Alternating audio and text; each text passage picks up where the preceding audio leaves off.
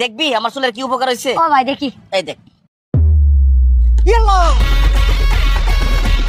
আরে ভাই আপনার মাথায় কত সুন্দর চুল ছিল, মাথা এরকম টাকলা হয়ে গেল কিভাবে? ওকে ভাই, আপনার মাথা টাক করছে ওখানে। একটা কোন মেরে না টাপা চুপা করে বদলে এলাম, আমি মাথা টাক করছি না, আমার শখ যাচ্ছে আমার মাথা টাক করবো। তোর মলম নেওয়ার পরে আমি মাথার মধ্যে সুন্দর করে আরাম করে ঘুমাইছিলাম, সারা রাত ভালো ঘুম হয়েছে, সকালবেলায় উঠছি, আমার হবু বউ ফোন দিছে, ভিডিও কলটা আমি ধরার সাথে সাথে বউ একটা চিৎকার মেরে অজ্ঞান হয়ে গেছে। আমি বললাম কি হয়েছে, চিৎকার দেওয়ার কি আছে? সামনে কে? আমি তোমার হবু স্বামী। তো তাহলে চুল কই? এরপরে থেকে আমি তোরে খুঁজতেছি, তুই আমার চুল ফেরত দিবি। আমি তোরে খোঁজার সময় যখন এদিক যাইতেছি এক লোকের জিজ্ঞেস করছি, ওই লোক তোরে খুঁজতেছে, তার ভাই এই মলম লাগায় মরে গেছে। তুই মারার কাছে খাইবি এখন। কইলে বইলো আমারও শক্তি মনে বড় কানো শক্তি নাই যে মানুষের শরীর চুলকারে খালতে ঠিক করতো। আর ইনো মাজা ইয়া কইয়া তার বলে চুল ফড়ি গেছে আমার মলম ইউজ করিয়া, আর ভাই বলে গেছে কি আপনি মইরা আনতা তুই না। আরে ভাই আপনার দেখতে পুরো টাকলা জনি সিংহের মতো লাগতেছে, এই মলম যে কাজের না, তারপরে এটা তুই আমার দিলি কে লিগা? এটা মধ্যে উল্লাপাল্টা কেমিক্যাল দাও আমার চুলতেছে, ফাজিলের ফাজিল।